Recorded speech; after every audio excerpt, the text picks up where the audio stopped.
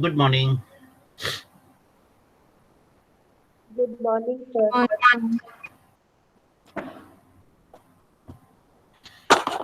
Okay. So we have 18 students today on board. So let's begin. So since last few lectures, we were talking about the cellular metabolism, where we have seen the wholesome, or we have got the wholesome idea that what comes in and what goes out of the cell. So based on that particular information, we then started, we have seen that how can you go for developing something called as a metabolic network. Okay, so how you can put it down onto a paper, create your own model so that it can be helpful for you to go for the further process, that is nothing but the modification, right? So a few of the points what we have talked about it. So one of the important thing is about the energy efficiency, that how efficiently the energy which is being produced within the cell, how it is being utilized. Okay, so in that case, what we saw, that if you are talking about the glucose oxidation, so what actually is being produced by the cell, which was something around, I think so, 686 kilocalories. So is it that this whole amount of energy which is produced is being utilized for the production of the so-called free energy in the form of ATP? But actually, if you see, for the synthesis of the 38 ATP molecules which we get during the complete oxidation of glucose, it was something around 277 So what happens to the remaining amount of the energy? There we have seen that it could be simply dissipated as the heat. Okay, so there is a minimal requirement of the energy which is being converted into the usable form, that is nothing but the ATP which is being synthesized, right? And the remaining amount of energy could be used for some other purposes, for the maintenance of the cell or the maintenance of the energy, or it could be used for maintaining the temperature of the cell, etc, etc. There are many different kind of activities which could be responsible for it, right? So if you're thinking of going for modification within the cell, you will have to take into consideration about this energy concept also. Okay, so if you think that you are trying to modify the cell, and due to that modification, what can happen, that maximum amount of energy which is produced, it is diverted toward the synthesis of that particular molecule. So in that case, it may happen that your cell may not get sufficient energy which is required for the synthesis of ATP, or for maintaining, for the maintenance, you may not get the energy which is required, and that may result into a poor respiration efficiency, and eventually it may result into the death of that particular organ, right? So whatever kind of modification you are trying to do, you should be able to see that it is not going to affect the growth of that particular organ, right? So the growth could not only be with respect to the availability of the nutrients, but also with respect to the energy which is required for the normal functioning of the cell. Okay, so we started with this metabolic networking. So now let me present the screen so that I can take you in the further processes, that how we can go for it. So our main aim was to produce an or to develop an model.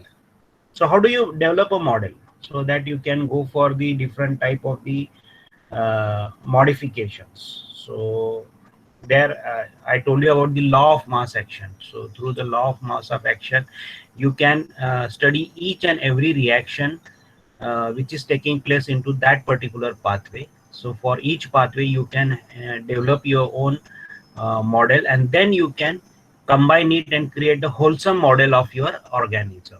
Okay, so slowly you can start with one reaction and then go for the complexity of the metabolic pathways what we have into the system, right?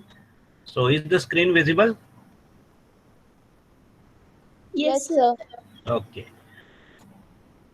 So here I showed you two methods which can be used so that you can represent the reactions which are occurring into the metabolic pathways. One is with respect to the law of mass of action, where you can represent it in the form of K equilibrium, that the equilibrium constant for that particular reaction, which is given by this ratio of the reactants by the, sorry, the ratio of the products by the reactants.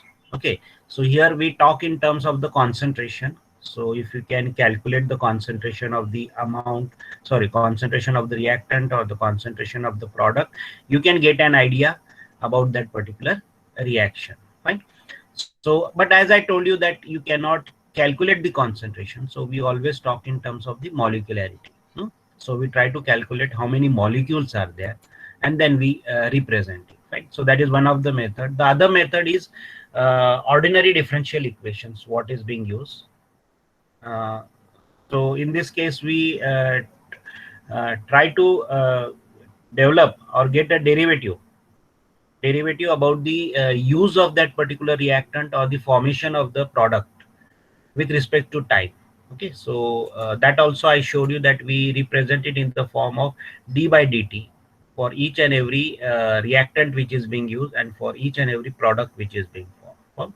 So d by dt into s1, which could be equal to d by dt by s2, which is equal to minus v. So minus v, it gives you the uh, rate of reaction, that is the velocity of the reaction. So the same way for your product also you can represent it for, okay. So by having this derivative of your metabolite with respect to time will help you to understand that what is the velocity of that particular reaction. So one of the example which I have shown you, where there is something here which is being produced into S1. S1 is converted to S2. I mean, there are two molecules of S2 which is formed. Then this 2 S2 can be converted into something else. S1 can also be converted to S3. So one arbitrary point within a metabolic pathway can be considered here, and this you can present in the form of a stoichiometric matrix. Okay, so we are now converting our information into a form which can be programmable. Okay, because obviously we are using this or you're doing all these calculations into the computer. So we'll have to convert our information into an language which the computer can understand. So we represent it in the form of an stoichiometric matrix, which is simply represented as S. And the stoichiometric matrix can be represented in the form of this matrix. So this matrix, if you see, it has the columns and the rows, where I think I have told you that what does the column relates to and what does the rows it relates to. So the column, it gives an information about the velocity of that particular reaction. Okay, so the actual reaction which is happening. So in this case, here it could be that this is for the V1, V2, V3, and V4. While the rows, it represent the number of metabolites which are involved into it. Right? So this matrix, what you are getting, you can call it as a 3 by 4 matrix, because there are 3 substrates and 4 reactions which we are trying to compare upon. Okay, so based on that particular information, you develop this matrix. So you can see some figures which are shown here. So what does this figures tell you? So 0 means what? That your metabolite is not involved into this reaction. Okay, so that is very simple to understand, that it is not involved into the reaction, so we represent it as 0. But if your metabolite is a reactant which is being utilized, okay, see, always the reactant is utilized, so we represent it by -1. And if there is something which is being formed, we represent it by +1. Okay, so these are the 3 variables which we may come across, that is 0, 1, -1, or 0, plus, and minus. So plus indicates that which is coming in, which is being formed, and minus is indicating what, which is being utilized. Okay, so based on that, you can now create your own matrix for a given set of reactions which you are trying to study here. So like if you compare bit for the substrate 1, so for substrate 1, It is involved into what? In the first reaction, that is V1. So it is related to V1. So something is being converted into S1, means you are getting it. So we represent it by +1. Here S1 is now utilized, where it is converted into 2S2. So that is why represented by -1. On the other hand, S1, it is not involved into the V3 reaction. It is not involved into the not it is not involved into the V3. So we represent it by 0. But it is involved into the V4. So we can represent it by +1. Right. The same way for S2. So V1 मध्ये तो participate करत नाही आहे. So it is 0. It is being formed during the V2 reaction, and there are two molecules what you are getting, so you can represent by 2. V3, it is being utilized in this reaction, so -1. Okay, then in V4 there is no involvement, so it is 0. So this is how you can represent your matrix, and this matrix will give you the overall idea or the information about the steps within the pathway which you are trying to understand. Okay, so based on this you can uh, put it in the form of the derivative for that particular substrate or a metabolite with respect to the time. So this will give you an idea. So d by dt s1, so it is what? V1. So it is formed by whom? V1. It is utilized in V2 and V4. So these are the three variables which can come into picture. So V1, it will be always positive, minus V2 plus V4. Okay, in both the cases you can see that S1 is being utilized. So you can put a bracket here. So V1 minus V2 plus V4. The same way you can put it for S2 also. The same way you can put it for the S3 also. Fine. So this is how you can convert your information, the chemical reaction information, in the form of the matrix. So again, this example also I have told you about. That's the substrate is entering and the product is coming out. So we have tried to consider here a very simple reaction, that is where substrate is converted to A is converted into B and C, while B and C, both of them, they are converted into the respective product. So for this also you can develop your own matrix. Now if you have got the idea in the previous slide, whatever I explained you, so you can develop your own matrix here. Fine. So I told you to do it as an assignment, because we'll come across this example in the another presentation also. So at that time I will talk about the actual matrix what can be developed there. So for your information, I told you that this whole thing which is being presented, it can be divided into these 5 reactions. So there are typical 5 reactions which are occurring, which you have to take into consideration, right? And then you can calculate the derivative for each and every metabolite, and then you can develop your matrix. Fine. So this is how the matrix can be developed. Then we'll go to the next point, which has to also be taken into consideration, that is the regulation of the metabolic networks. So how these metabolic pathways, they are regulated. So if you see here onto the slide, what I have shown, that you have the initial substrate which is entering into the cell. This initial substrate, it will undergo a series of reactions. So simply the arrows are shown here, and at the end you get the final product. Okay, now the conversion of this initial substrate into the final product, it is being carried out by the catalyst. So catalyst, we have the enzymes, and enzymes are nothing but the proteins. Okay, so you can see here, so the enzymes are the one which are catalyzing these reactions, so the substrate can be converted into the product. But the enzymes are dependent on what? The information carried by the mRNA, and mRNA is dependent on the DNA, right? So whenever you are talking about a particular pathway or a particular reaction, you should consider the enzyme which is being involved, and then you should also consider that this production of this enzyme is dependent on the mRNA, and mRNA is dependent on the DNA. Fine. So those typical processes, that is transcription, translation, are the one which is producing the proteins or the enzymes, and these enzymes are then converting your substrate into the product. Now if these reactions are occurring, these reactions are under the regulation. So what kind of regulations are there? So one of the typical type of the regulation what we always know is called as what? The allosteric inhibition. And within that allosteric inhibition, we always talk about the feedback inhibition. Means the final product, of your reaction of your pathway is going to inhibit that particular pathway or to that particular reaction, right? So you have the feedback inhibition. So you can see here that the metabolic regulation is there. Now within allosteric, there can be two types. Either it can be an what you can say activation, or it could be the inhibition. Okay, so we have seen that it could be a positive effect, it could be a negative effect, right? So the final product is going to decide whether these reactions within the pathway is going to occur or not, right? So this is one of the type of the metabolic regulations which is most common into the metabolic pathways. Along with this, there is another type of the regulation which also you should take into consideration is the what you can say the genetic regulation.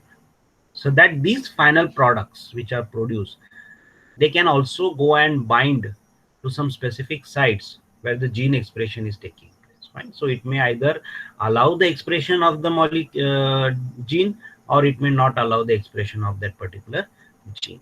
Okay, so you can see here that this final product or any of the intermediate whichever is produced into the pathway, it can regulate the metabolic pathway at the genetic level, right? So these two type of the regulation, that is genetic regulation and the metabolic regulation, are very important to understand, where for metabolic it is the allosteric inhibition where it can either activate or inhibit, and in case of the genetic it could be with respect to the expression of that particular gene. So either the expression of the gene could be induced or it could be suppressed.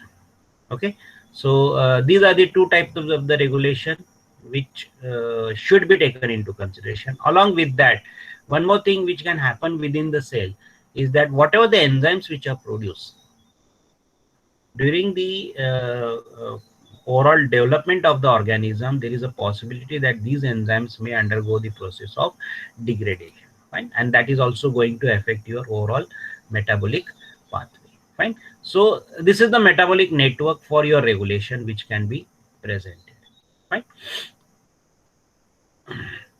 So understanding this, what we came to know that the overall functioning of the cell, it is regulated by whom? The genes. Okay, so the genetic material, that is the DNA, is overall affecting or regulating the process or the functioning of the particular cells, fine. So through the modern techniques or the advancement in the techniques, we now have a complete genomic information for the given organism. So we know that the different uh, uh, genomes are now available, like human genome is available, E. coli genome is available, Arabidopsis genome is available. So the whole genome of an organism is available. Now, having that particular genome, we have identified something called as an ORF. Can anyone tell me what is ORF? Open reading frame. What does it mean?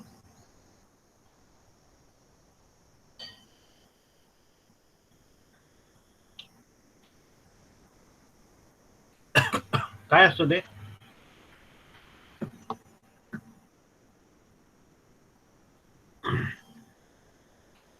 Okay, means it is the functional unit within the genome. Okay, it's a complete cascade. Sorry, not cascade, but it is an complete what you can say entities which is making a particular part of your DNA as a functional gene. Means it is having your start codon, it is having the stop codon information, it is having the operator, promoter. Means a gene along with its all genetic elements which is required for its expression. Okay, so it is now possible to assign the whole genome, or we have identified the ORF, that is the open reading frames, where we know that these are the functional gene and it is going to result into the product, and the product is what? It is a protein. And we have seen that majority of the activities what we have been going to what we had been studying is basically regulated by the proteins. So in case of E. coli, whatever the proteins which are involved in the overall functioning of the cell. They have divided them. They have divided them into 22 functional groups. Okay, and based on that, you can see a list which is given. So they have in what you can say, they have found out that in which are the genes which are involved into the metabolism. Okay, so maybe the central intermediary metabolism means it could be your glycolysis, TCA, and the electron transport chain. So for that particular process, you have around 188 genes which are involved. For carbon compound catabolism, it is 130 genes. For energy metabolism, it is 243 genes.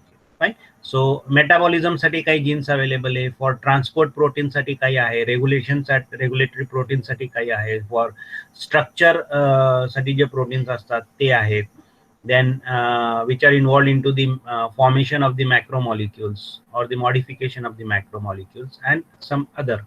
So like this, whatever the genes which are present into the genome, okay, so those number of genes are now available, not available, but those genes are identified, means they are classified based on their ORF. So you can see here around 4288 genes, the functional genes or the ORF has been identified in the E. coli. Okay, so these many genes are responsible for so many proteins which are involved into the different activities, right? So in a sense, what we have done the annotation. Okay, so assigning a role to a particular part of the gene of the DNA is nothing but annotation. So you will come across this word when you are going to learn bioinformatics. आता annotation म्हणजे काय की आपण एका particular region मधले डीएनएच्या एका particular रिजनला आपण एक असाइन करून टाकले की हा जो जीन आहे ह्या जीनचा प्रॉडक्ट हा आहे, means for x gene you have this x product. So that kind of assignment is nothing but the annotation. So the annotation has been done for majority of the genomes which are available through the different advanced techniques. Okay, so you can call it as an one dimension annotation. Okay, so getting the information from the genome in the form of genes is nothing but the one dimensional annotation. आता one dimension annotation मिळालंय, त्याच्यावरून आपण आता two dimension annotation करणार आहोत. So how do we go for it? So this picture will give you an idea. See here, the genome sequence is available, which I told you. From the genome sequence, we have identified the ORF.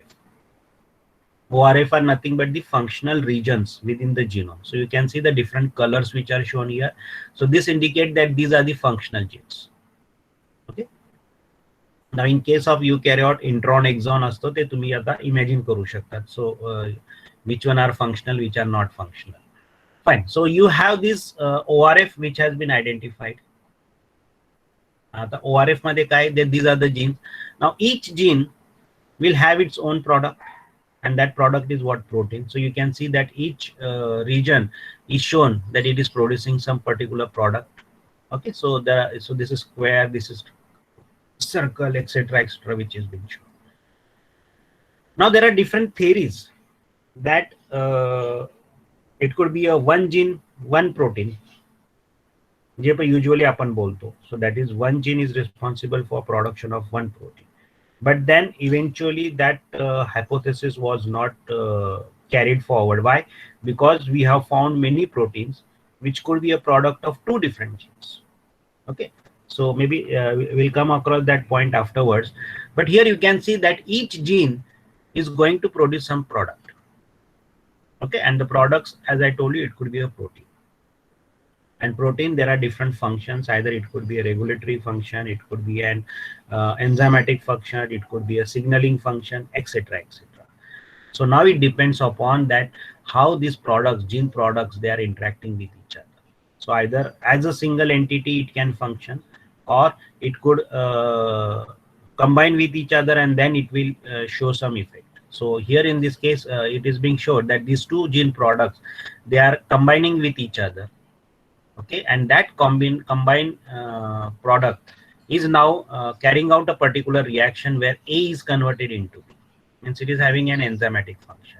Here in this case, you can see that it is having a regulatory function. So where it can go and regulate, or it can have a signaling function where it can induce some pathway, or it may regulate some pathway, right?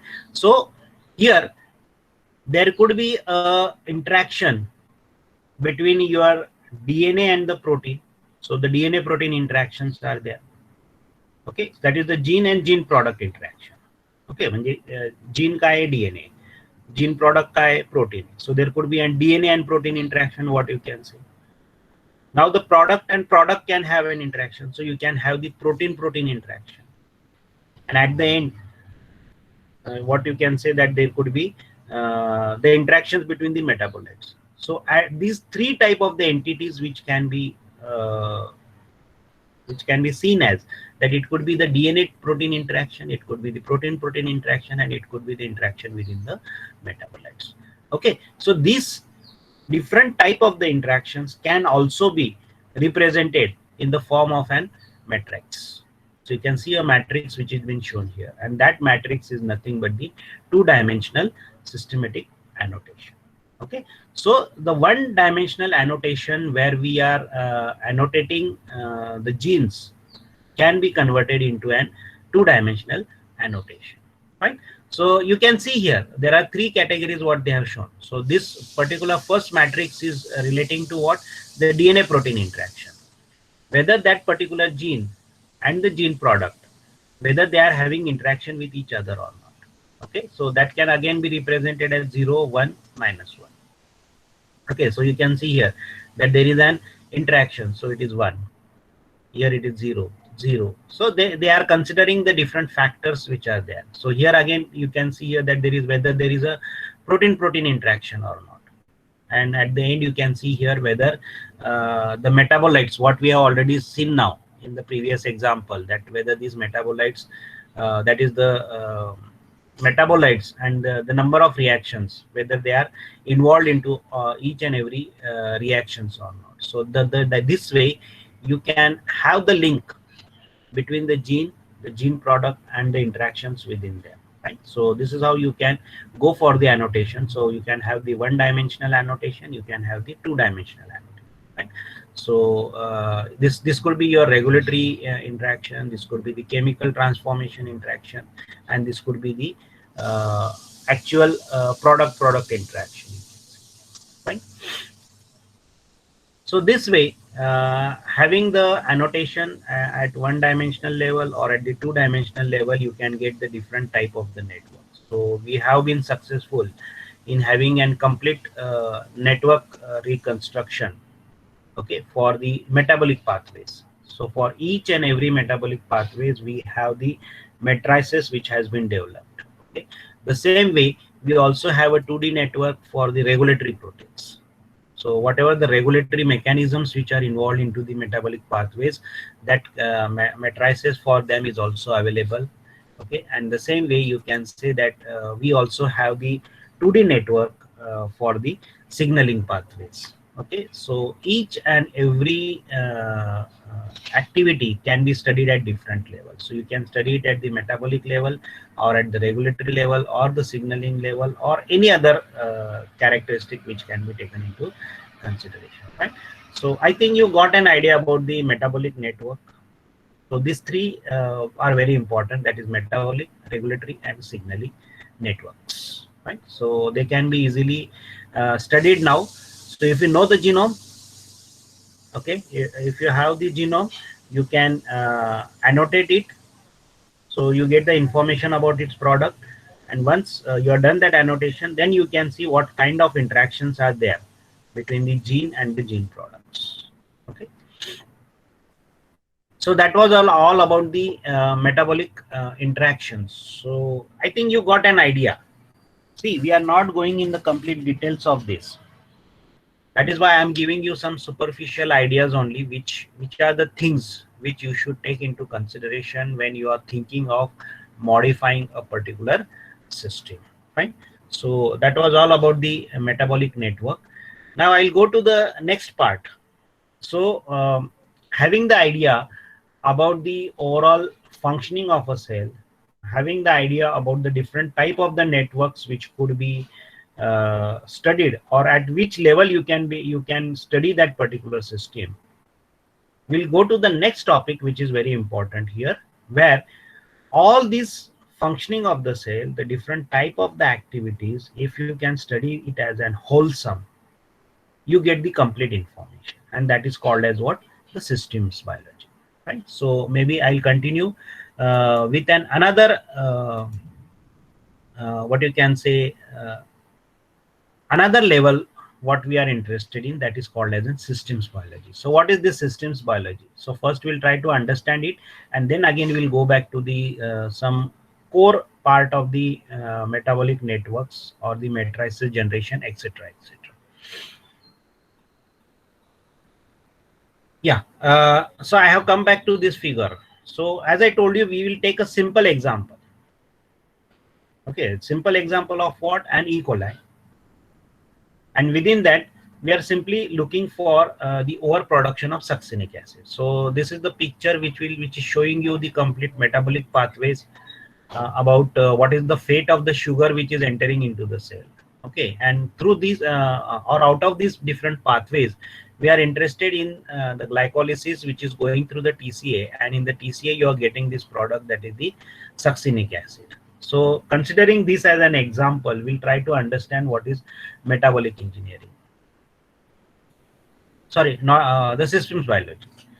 So this slide which is shown, as I told you, that since 19th century or maybe start of your 20th century, we had been working with the traditional biology only, where I told you that throughout the world there are many laboratories, many researchers, many scientists who are working, but they are working on the different entities. That some of them they are working only on genes, some of them they are working on the proteins, some of them working on the metabolites, कोणी cell cycle work, कोणी regulation work, कोणी वेगवेगळे aspect वर study करतात. But there is no interaction between them. There is no coordination between them. So we are not getting an wholesome idea. Okay, so the traditional biology, it has been an era where we have looked upon the single components on. Okay, but then we couldn't correlate it and get an wholesome information.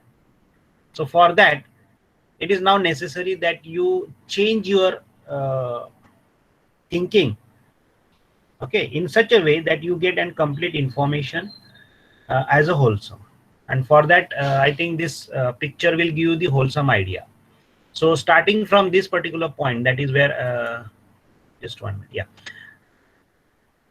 I missed out one, just 1 minute.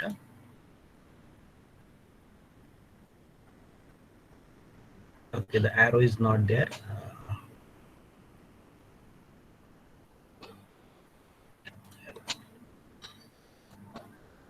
The same picture, but in a modified thing which I have shown here, that metabolite A is converted to metabolite B. Okay, so there could be a series of reactions which are taking place, but metabolite A is converted into metabolite B. Now, if you look at this conversion, we can means you can understand that what is the flux. Okay, that how much amount of metabolite A is being utilized, how much amount of B is being produced, etc., etc. Now, this concentration, as I told you, we cannot easily calculate. But here at this point, you can say that you can calculate the rate of that particular reaction or the velocity of the reaction. But then for that, you will have to do some experiment. That is the enzyme assay you will have to do. Okay, so by doing the enzyme assay, you can calculate the enzymatic activity. And if you know the enzymatic activity, you can calculate, you know the velocity of that particular reaction. Okay, so it is giving you simply the idea of the rate of reaction, but it is not giving you an idea that what is the flux of that particular metabolite, that how much it is going into the forward direction, how much it is going into the branch directions, etc., etc. Right? So here you cannot calculate the flux. Means you are not getting the direct information about the conversion of the metabolite A into the metabolite B. But the other way to understand is what? That we know that this metabolite A, when it is converted to metabolite B, you require an catalyst. Catalyst is nothing but a protein. Right? So proteins. So we can easily understand, or we can easily estimate or characterize the proteins. We know proteins are the product of the RNA, so RNA also can be easily understood. RNA are the products of the DNA, so DNA can also be understood.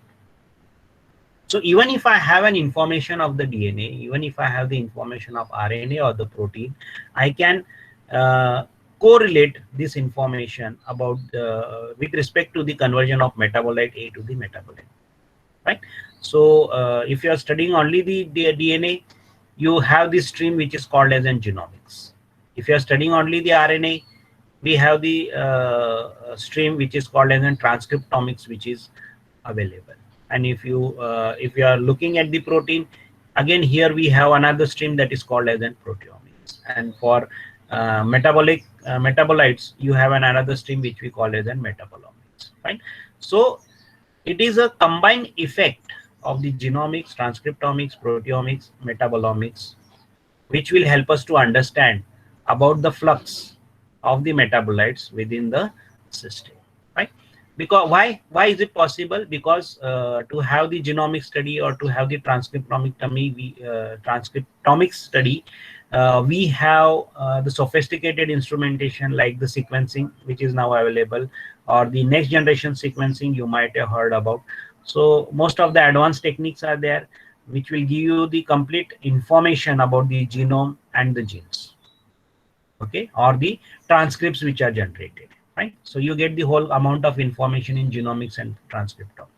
The same way, you can go for the proteomics, means you can go for the two-dimensional electrophoresis, so where you can have the overall profile of the proteins which are produced, right? So the whole information can be easily obtained by using some specific techniques with respect to DNA or RNA or the protein. Or you can also get the information about the metabolites by these metabolomics. Okay, so there are different techniques which are used. So for proteomics and metabolomics, it is the LCMS which has really helped us. But then here you are not able to understand the flux. Okay, so that is another stream which is coming up, which is called as fluxomics. So here we cannot directly measure the fluxes, but having the information about the genomics, transcriptomics, proteomics, or metabolomics, we can correlate that what will be the flux of a given metabolite into the given pathway, right? And this is what we are trying to study in the form of systems biology. Okay, so we try to study it as a wholesome study. So the same thing which I have shown here. Only thing is that which I'm trying to give you an idea that it is the genotype which is going to affect your phenotype. Okay, and within this genotype to phenotype, you have many activities which are happening. So it could be your mRNA expression, the protein expression, and the metabolite expression. So what does it tell you? That it is the DNA which is transcribed into RNA. RNA is translated into the protein, and proteins are the one which carry out the different reaction where you get the variety of metabolite, and those metabolite are actually affecting the phenotype of the organism, right? So you can correlate here between the genotype to phenotype.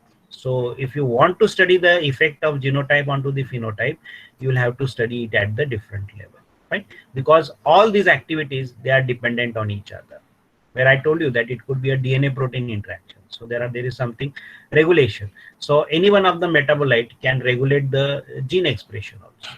It can affect the protein expression also, right? So these arrows will give an idea that all these activities within the genotype to phenotype, they are all interrelated to each other. Okay.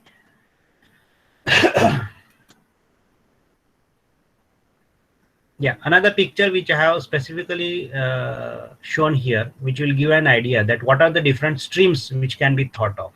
So you can see here that DNA is transcribed to RNA, RNA is translated to protein.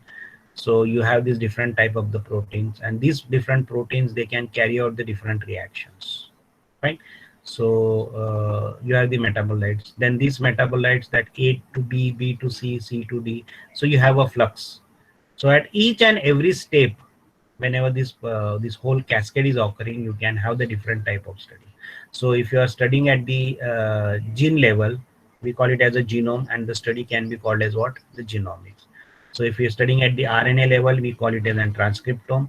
The study is called as transcriptomics. If you are learning at the protein level, we call it as a proteome, or the stream can be called as what? The proteomics. Then if you are studying at the metabolite level, it is called as metabolome or metabolomics. If you are studying it at the flux, if you are trying to understand the flux, okay, so you call it as an fluxome, and the study can be called as what? Fluxomics. And if you are trying to study the interaction between the different entities, so it could be DNA with RNA, or RNA with protein, protein with the metabolite, whatever the type of interaction which could be there, so that can be called as what? Interactome, and the study can be called as what? Interactomics. Right. So these are the all streams which come into picture when you're talking about the systems biology. Right. So here, uh, I think by telling, I have already explained you, but this is the definitions which you can think of for the different terms which I have used. That what do you mean by genome? एक वास्तव में फक्त genome, it is what? It is a complete nucleotide sequence in the gene of the living cell. Okay. Or further, you can call it as a complete list of all open reading frames that encode the protein. The same way, transcriptome, complete set of RNA. Proteome, it is a complete set of protein. Metabolome, complete set of metabolites. Fluxome, complete set of all the fluxes.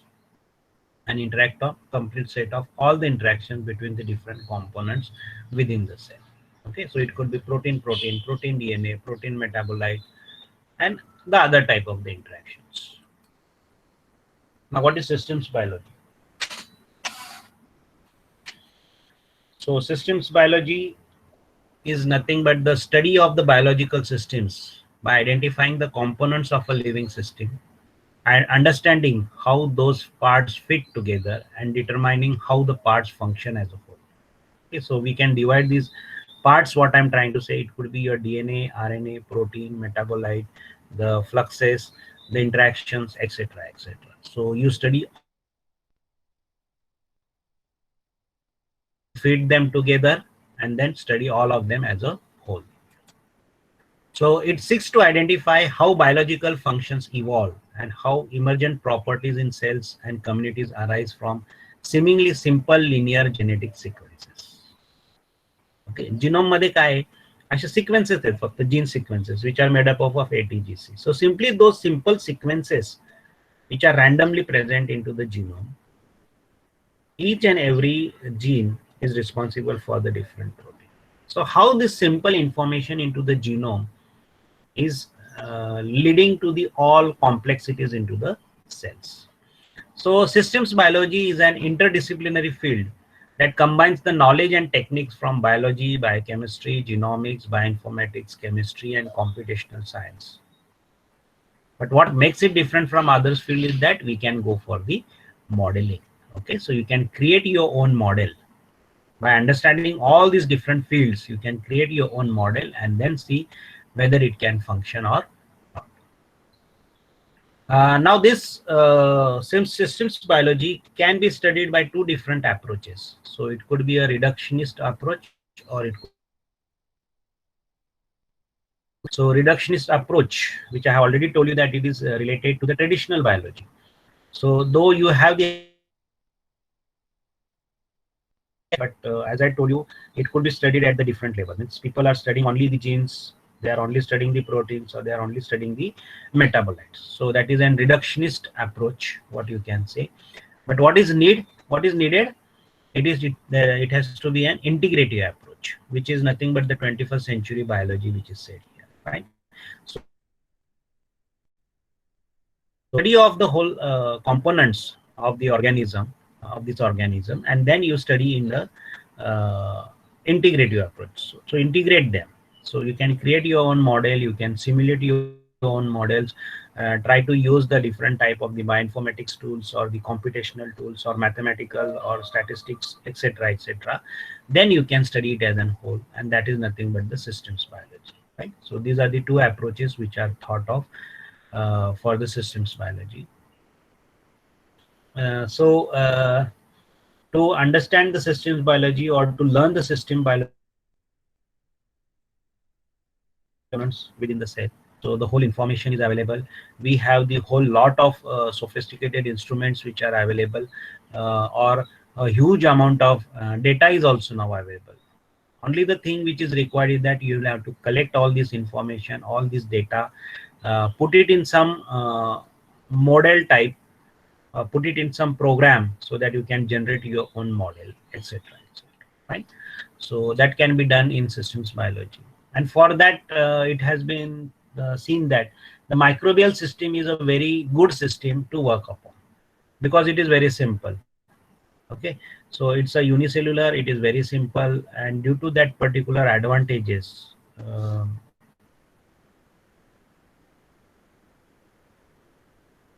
model the prokaryotic system. So these are some of the characteristics which I have mentioned, that why the microbial system is so preferred. The cultivation is easier, they can be grown asexually, relatively small genome is there, they are very dynamic. Okay, so they can easily overcome the different type of the diverse conditions. They are function, subcellular function, cellular function. So you do not have that complexity in the different type of the functions. They are good platforms for studying the emergent properties of cellular life as individual cells and members of a cell community. So these are some of the advantages why the microbial system is more preferred for going for systems biology study or for the genetic engineering, so metabolic engineering. What are the potential applications of system where it can be used? There are many applications. So it could be in agriculture for meat production, or to study the animal diseases, epidemiology of diseases, pathogen transport, aquaculture, plant agriculture, etc. There is an applications in medical. So in medical, how it can be used to identify the drug targets, overcoming antibiotic resistance, managing the emergence of new diseases. Okay, so this coronavirus strategy, that why we were able to develop the vaccine so fast, because of the systems biology. Okay, so we have the huge amount of database which is available. So maybe they might have created some models and then studied it into using the bioinformatics tool, and easily they can now reproduce into the laboratory, right? So studying the pathogen ecology, managing the emergence of new diseases, etc. So these are some of the potential applications of systems biology. Some other, it can also be used in energy production. So you can think of commercial energy production systems, commercial microbial hydrogen generation, or the biobatteries, which we nowadays talk about, right? So many novel technologies have been developed whereby these microorganisms has been engineered so that they can be used as an fuel. Okay, then metabolic engineering is one of the application what you can think of. So commercial bioreactors and the products derived from the organisms. So we may come across these examples afterwards. I'll tell you about metabolic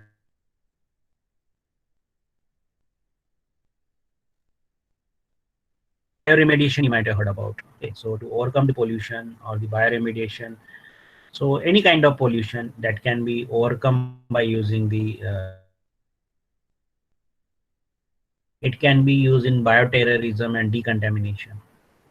Then it can also be used on global monitoring, right? So they have created some microbes which can sense the change into the environment. Okay, so they are highly sensitive to the different kind of changes. So you can use them and the things can be managed according to them. So these are some of the applications which are thought of, where we are successful in many of the applications, but still the work is going on, where there is much more to be explored with respect to the applications of the systems biology. So for this systems biology study, already I told you with an example about 2D genetic circuits. So you should be aware of the genetic circuits. The same thing I'm trying to explain here, that you have the genome where you identify the ORF. So if you know the ORF, you can know how many genes are there. And if you know the genes, you can predict what kind of proteins you can get it. And depending upon the interactions between these gene products, you can have the different type of the activity which is happening into the cell. So either the activity could be an enzymatic activity, the activity could be an regulatory activity, it could be an signaling activity. So one example which is shown here, you can see that it can be a signaling. So one of the gene product is producing you the receptor. Okay, then you can see that B and C, they could be your different type of the proteins. So this receptor is recognizing the signal, producing the proteins which are eventually going and regulating the DNA expression or the gene expression, right? So genetic circuits are now available. See, now in this particular era, you are not supposed to learn each and everything from the basics, because we have all these things ready-made available in some of the databases. Okay. So maybe in one of the slide, I'll tell you what are the different metabolites. So the genetic circuits are available. From where do you get the genetic circuits? So from the different biological databases which I told you. So we have the information about the gene sequences, the genes, the functions of the gene family, etc., etc. Fine. So all that particular information has given us an idea about the genetic circuits, and this genetic circuits, it has an application in different fields. So it could be your metabolic engineering, it could be acquiring the information about the different what you can say, the protein synthesis, the modifications into the proteins. It can be used in the tissue engineering, etc., etc. So what the biology is asking now, so the questions are in your mind, that if every molecule in a cell is replaced over time, is it the same cell? Okay, so you are trying to do the modification. So if you are trying to replace one of the molecule, so like this, if you go on replacing one molecule into the cell, okay, is it the same cell? You have done the modification, and after that modification, can you say that it is the same cell what initially you had? That could be one of the question. Okay, so this could be in case of the single cell, but if you're considering it as an organism, if you are doing an division of the cell into the organism, where within a cell, within an organism, you have the thousands of cells, and out of that thousands of cells, when you are changing one particular cell, is it the same organism, or it could be a new organism, or in something different type of organism? So such kind of questions were raised, and the answer was basically it is yes. So even though you are doing the modification, okay, so it could be a modification with respect to one of the reactant or a product within the system, or you are trying to make a modification within an organism. Okay, so even if you are doing these modifications, you are not going to change the cell, or you are not going to change the organism. Why? Because there is an interconnection between the different biological components, right? So you have fixed. So even though you are doing the modifications, it is not going to affect your circuit diagram. So you can think it as an blueprint. Each and every organism will have its own blueprint. Okay, and even if you are trying to do any modification, even at the reactant level or even at the organism level, it is not going to affect the overall architecture of that organism, right? So then many questions which could be asked, that what is the nature of links, so that you should know. At molecular biology level, when we know that there are many chemical reactions which are taking. So if you can understand the chemical reactions, you can understand the molecular biology of that cell. Then you can come to know that how the tissues or the organs they work. So we know that these tissues or the organ, they are made up of these cells, and these cells, they are interconnected to each other by many type of the gap junctions are there, plasmodesmata are there, desmosomes are there, etc., etc. So that kind of links are there, and these links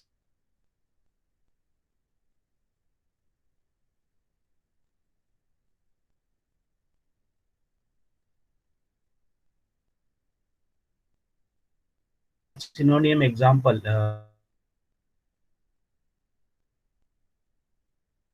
social, आपण social आहोत means we are social in respect what, either we are interconnected to each other as a friend.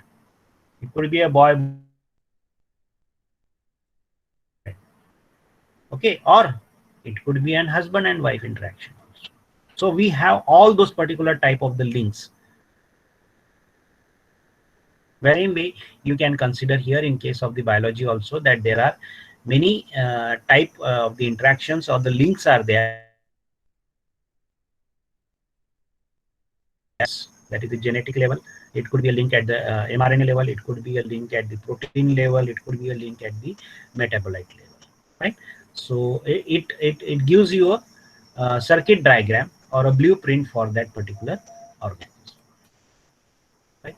So these are few of the key features for the biological network. So you can study these different type of the links at different level. Okay, so and these links, it will help us to understand the functional states and the properties of the biological network. It will help us to understand that what kind of constraints could be there if you are trying to change the environment. Okay, then how the evolution has taken place, then how the different states are available, like our body is changing. Summer आलं तर आपण change होतो, winter आलं तर change होतो, rainy season आलं तर change होतो. सो हाऊ these different states are obtained here. Okay, so each and everything has a sense of purpose. Survival of the fittest, that is the natural selection what we have understood, right? So a given organism can have different states. आता हे जर तुम्हाला understand करायचं असेल, so maybe one example which I can quote here, like I'll skip this. Suppose this is an document which I have. I think I am audible. Yes, sir. Suppose मला हे document print करायचं आहे. आता print करण्यासाठी माझ्याकडे भरपूर options आहेत. Option direct here, आता याच्यात मला दिसत नाहीये, पण बऱ्याच वेळा तुम्ही बघाल की प्रिंट नावाचा एक ऑप्शन असतो. मी त्याच्यावरती क्लिक केलं की डायरेक्ट मला प्रिंट आय कॅन डू, किंवा मला प्रिंट काढायचं. So what I can do, I can go into the file मध्ये गेलो की I go into this print option, select that whatever the printer is there, etc, etc. So this is how I can go for the print. That is another option. Or the third option could be that I have the shortcuts. Instead the control F जरी दाबलं, so I can go into the printer option. So this is just a synonym example which I am trying to tell you, that you have the different equivalent states, okay, where your system can be studied.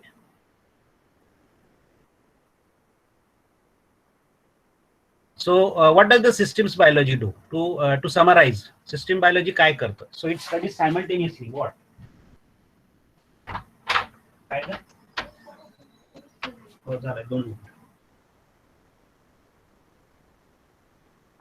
System biology, we study simultaneously what? The complex interaction of many cell components using many levels and forms of biology. That is what we are doing. And in order to do what? To understand that how do they work together and whether they are working or they are not working. Okay, so this is what the systems biology can be thought of. So this one slide will give you the overall information. Previous section, right? So that is all about the term called as in systems biology. So you have to remember in a small thing. So whatever I have told you, so try to remember that overall information. Fine. So that is all for today from my side. Any questions, any doubts? Yes.